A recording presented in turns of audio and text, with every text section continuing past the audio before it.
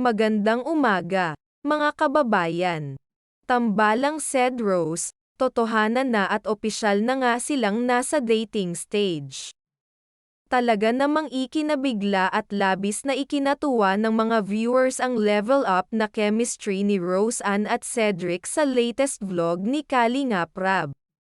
Sa wakas ay natuloy na rin ang inaabangang pinakaunang date ng tambalang said Rose. Sa tabing dagat pa nga sila unang namasyal, nag-usap at nagkulitan. Makikitang si Rose Ann ay nakakapit pa sa braso ni Cedric habang naglalakad sa pampang. Nagsulat din silang dalawa sa buhangin gamit lamang kanilang daliri. Sinimulan pa nga ito ni Cedric ng #said na dinugtungan naman ni Rose Ann ng rose sa dulo.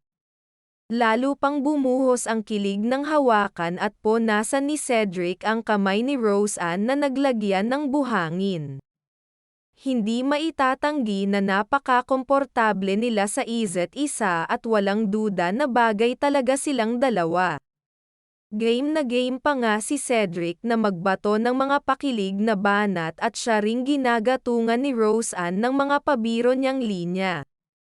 Hindi pa nga dyan natapos ang pagpapakilig, dahil hanggang sa restaurant ay usap lang sila ng usap na para bang totoong magkasintahan na.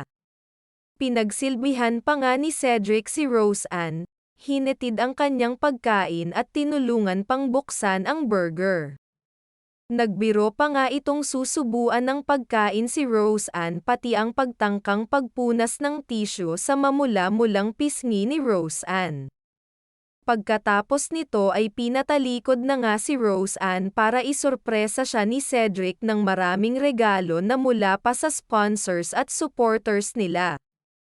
Labis ang pagkatuwa ni Rose Ann nang makatanggap ito ng laptop, speaker, headset, bag, singsing, kwintas, bracelet at isang malaking stuffed toy na iniabot sa kanya ni Cedric.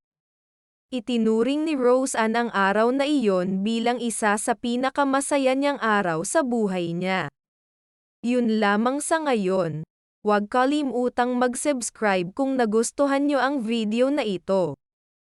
Patuloy lang rin nating suportahan ang channel ni Kuya Rab upang marami pa silang matulungan na nangangailangan tulad ni Rose Ann. Maraming salamat ulit sa inyong panunood.